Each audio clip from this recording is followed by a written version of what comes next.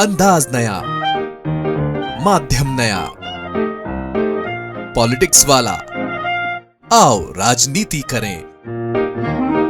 नमस्कार, पॉलिटिक्स वाला PM time में एक बार फिर आपका स्वागत है। मैं पंकज मुकाती। इस समय साल बीतने को है और साल खत्म होने पर मध्य प्रदेश के माथे पर जो एक सबसे ज्यादा चमकीली चीज कहिए या कालिक कहिए वो चल रही है भ्रष्टाचार की।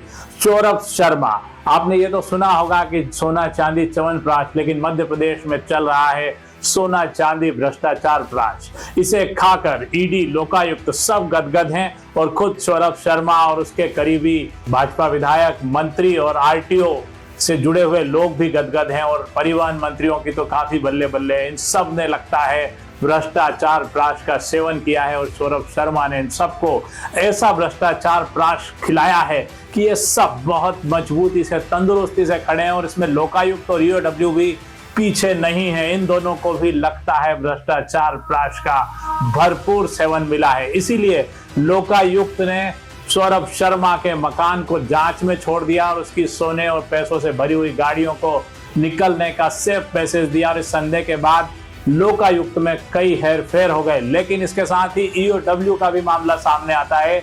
ईओडब्ल्यू यानी आर्थिक अपराध अन्वेषण ब्यूरो ने भी सौरभ शर्मा को ऐसा ही मौका दिया। एक साल पहले ईओडब्ल्यू ने तमाम शिकायतों के बाद सौरभ शर्मा की जांच की, लेकिन उसे क्लीन चिट दे दी।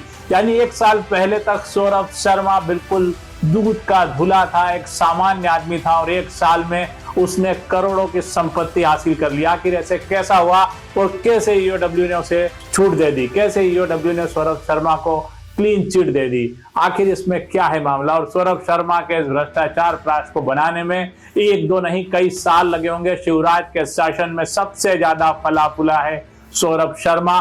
उसके बाद इसकी शिकायत दो लोगों ने की। हम उन दो लोगों के नाम भी जान लेते हैं। राजा राम खंडेलवाल और इंद्रजीत सिंह गौर ने सौरभ शर्मा की लिखित दस्तावेजों के साथ शिकायत की। इसके अलावा 50 से ज्यादा सौरभ शर्मा की शिकायतें आई। जब उसकी शिकायतें बहुत ज्यादा आई तो ईओडब्ल्यू को शायद मजबूरी में एक्शन लेना पड़ा, लेकिन ये एक्शन किसी काम का नहीं था। सौरभ शर्मा के भ्रष्टाचार प्राश के चलते ईओडब्ल्यू ने उसे भी क्लीन चिट दे दी। आखिर कितना मजबूत है ये गठजोड़ और कैसे सौरभ शर्मा बचता रहा। हमारे पास राजा राम खंडेलवाल और इंद्रजीत सिंह गौर के बारे में भी तमाम जानकारियां हैं। उनके रहने की जगह, उनकी तस्वीर और तमाम चीजें पर तमाम सुरक्षा कारणों से पॉलिटिक्स वाला इन दोनों के नामों का खुलासा तो कर रहा है, लेकिन इनके बारे में बहुत ज्यादा जानकारी नहीं दे रहा है। अब हम आपको बताते हैं कि शिकायतों में क्या क्या और आया और सौरभ शर्मा के परिवार का लेन देन किस तरह से इस भ्रष्टाचार में जुड़ा हुआ है। देखिए पॉलिटिक्स वाला की इस पर विशेष रिपोर्ट। परिवहन विभाग में काली कमाई से सबसे ऊपर रहे धन कुबेर बने आरक्षक सौरभ शर्मा और उसके सहयोगी चेतन सिंह को लेकर अभी भी कई खबरें सामने आ रही है। लोकायुक्त पुलिस के उसे सेफ पैसेज देने के संदेह के बाद सीबीआई और दूसरी जांच एजेंसियों के पास भी सौरभ शर्मा की लिखित शिकायत करीब एक साल से पहुंच रही थी। ये शिकायतें 500 करोड़ से अधिक की बेनामी संपत्ति की जुड़ी हुई थी। दो शिकायतकर्ताओं राजाराम खंडेलवाल और इंद्रजीत सिंह गौर के द्वारा मजबूती के साथ दस्तावेजों के साथ शिकायतें की गई। बाकी शिकायतें जो थी 50 के आसपास, उनमें कुछ दस्तावेजों की कमी थी। तमाम शिकायतों के बाद सौरभ शर्मा की जांच शुरू की गई, लेकिन ईओडब्ल्यू ने एक साल पहले सौरभ शर्मा को जांच के बाद क्लीन चिट दे दी। इसमें लोकायुक्त संगठन के सूत्रों के मुताबिक सौरभ के खिलाफ 50 से अधिक शिकायतें जांच एजेंसियों के पास पहुंची। इन सभी में बैरियर के कनेक्शन, देसी हवाला, अफसरों को घूस देने वाले कई तथ्य सामने आए। समितियों के बारे में जानकारियां जुटाने के लिए रजिस्ट्रार फर्म एंड सोसाइटी को पत्र भेजकर जांच कराने की बात भी इसमें कही गई थी। सौरभ के सहयोगी के रूप में शरद जायसवाल की जगह आकाश कुमार पटेल का नाम मिला। शिकायतकर्ता राजाराम का पता भी एजेंसी को सही मिला।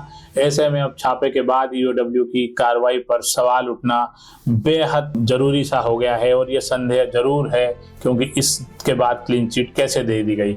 सबसे बड़ा एक मामला है, आधा एकड़ जमीन के लिए बीडीए में 19 लाख केस जमा किया गया। इतना केस कैसे बीडीए ने ले लिया, ये भी सवालों के घेरे में है। शिकायतकर्ता राजाराम खंडेलवाल की शिकायत में यह सवाल था कि शाहजहानाबाद भोपाल के होटल पैलेस के पीछे राजमाता शिक्षा एवं समाज समिति अर्चना शर्मा द्वारा संचालित है, जो सौरभ शर्मा की मां है। 2008 में भोपाल विकास प्राधिकरण यानी BDA से शाहपुरा में करीब आधा एकड़ जमीन ली गई। इसमें प्राइमरी स्कूल संचालित होना दर्शाया गया। BDA में 18,94,000 रुपए नगद जमा कराए गए। जब यह राशि दी गई तब समिति के पास कोई केस नहीं था। यह जांच का विषय है कि BDA ने इतना नगद पैसा कैसे ले लिया, यानी BDA के अधिकारी भी जांच के घेरे में हैं।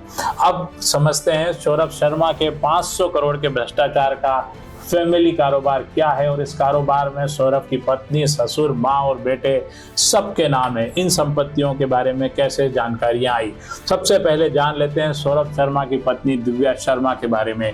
इंदिरा सागर का डैम टेंडर दिव्या और सौरभ के सहयोगी चेतन के नाम रहा। इंदौर में 3 घर हैं जो दिव्या शर्मा के नाम है।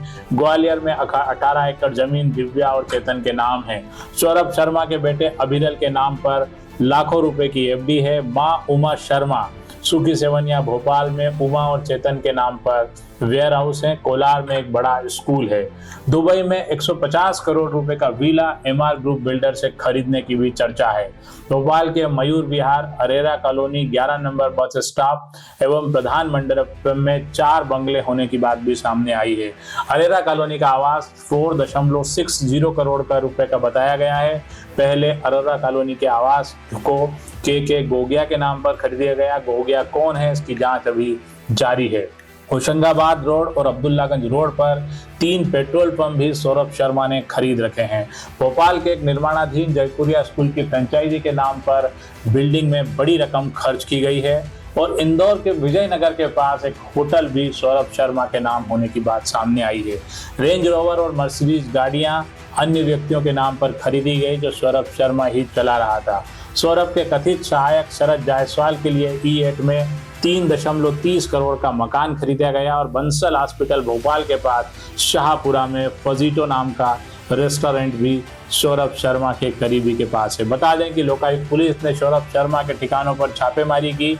उसके ठिकानों से 234 किलो चांदी और करोड़ों रुपए की नकदी मिली। इसके बाद उसके सहयोगी की लावारिश कार से आयकर को 54 किलो सोना और 10 किलो करोड़ों की नकदी जंगल में मिली थी। तो ये है मध्य प्रदेश के सौरभ शर्मा का भ्रष्टाचार प्राश। देखा आपने कैसे मध्य प्रदेश में भ्रष्टाचार प्राश ने पूरे सिस्टम को अब मजबूती से ले लिया है, और हर व्यक्ति इस भ्रष्टाचार प्राश को खाकर इतना मजबूत महसूस कर रहा है। ईडी की कार्रवाई ने इस बारे में और खुलासे किए हैं। आज के लिए इतना ही। हम फिर आपसे रूबरू होंगे मध्य प्रदेश के इस भ्रष्टाचार के अड्डे के बारे में जानकारियां देने के लिए। धन्यवाद, शुक्रिया। चैनल को लाइक और सब्सक्राइब करेंगे तो हमें बेहद खुशी होगी, हमारा हौसला बढ़ेगा। आप अपनी प्रतिक्रिया हमें हमारे मोबाइल नंबर 7000274400 पर व्हाट्सएप कर सकते हैं।